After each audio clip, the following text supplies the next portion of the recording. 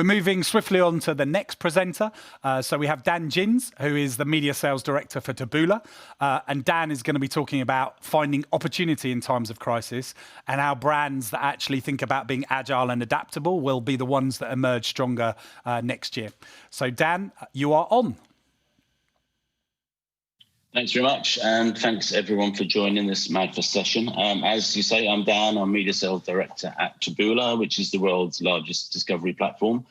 So I am going to be talking a little bit about exactly that, how brands have found opportunity in times of crisis and how they can emerge stronger in 2021. 2020, you almost want to stop there and let's fast forward to Christmas, but it's been a really challenging year for everyone, but notably for our own industry, where advertising and media have seen a huge amount of disruption. Budgets we know have been moved, they've been cut, and there's been a wide range of creative restarts for advertisers, whether they've had to reset the agenda for themselves and change their tone.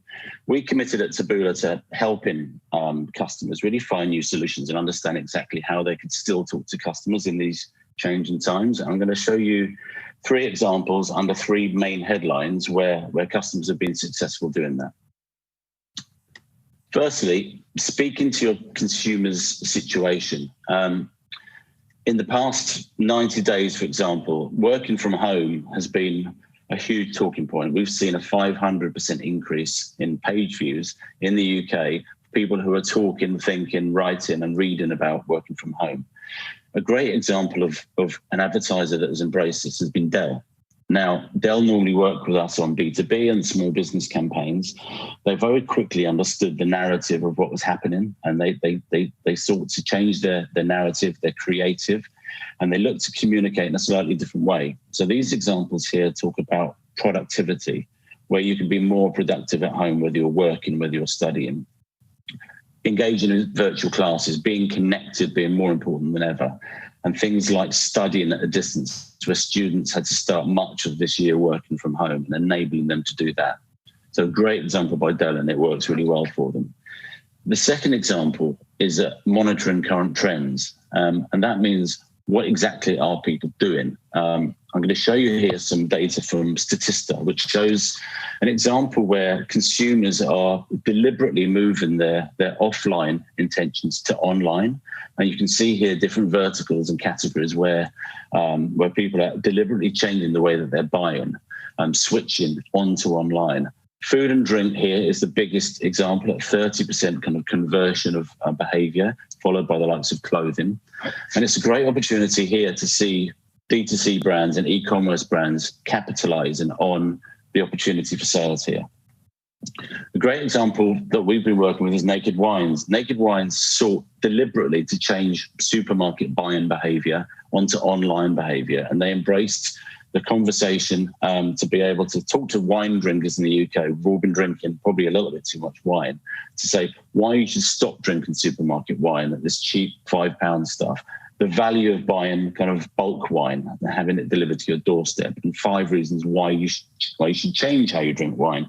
That is talking about the quality and the quality and the depth of quality you can get from online buying. So that's another great example of customer that we've had. The third example is being willing to change tactics. Vitabiotics is the example here, where there was a lot of talk around vitamin D and how vitamin D could potentially protect against coronavirus. Vitabiotics embraced that. They followed the topical narrative, also supplied by us, looking at the insights that we could deliver to say, people are talking about their immune system. They're talking about vitamin D, and we're coming into autumn, and how can they remain healthy? So typically, advertising hair and nails and skin, vitamin D changed their narrative completely. And they put forward that they also do vitamin D. They're number 1 in the UK for selling vitamin D solutions. And also, what are the features and benefits of taking vitamin D at this time? It supports your immune system. It gives you that extra nutritional support. They were very successful in converting their messaging and their creative at exactly the right time. And they've done that, again, successfully. So to summarize in 30 seconds, be mindful, speak to your consumer situation and have a tailored approach. Secondly, be current as to what people are interested in right now. What are they reading about? What are they engaging with? Thirdly, be adaptive, and be willing to change both your product and your creator to suit exactly what the consumer is interested in. And that's it from me with 10 seconds to spare. Dan, thank you. Appreciate it. So on your final point about being willing to change, like what kind of behavioural kind of advice do you give to brands and agencies? What type of things should they think about doing differently to actually get to that kind of different output?